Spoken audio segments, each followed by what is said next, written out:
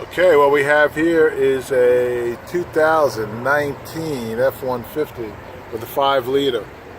It's going for 50-something thousand dollars. Yep, $54,505. 41 years of Ford F1 Series. This is a Ford big boy.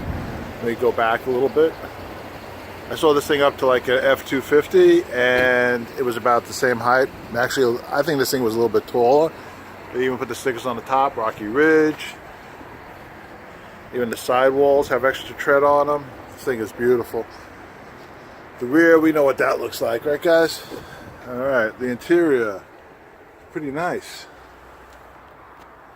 It's a quad cab, really nice truck. Here's a nice close-up of one of the wheels. Type of brakes. A little bit thin, a little bit on the suspension. Great setup. Pretty impressive. Very nice rear tire. Front. Rocky Ridge. Wow. Pretty cool.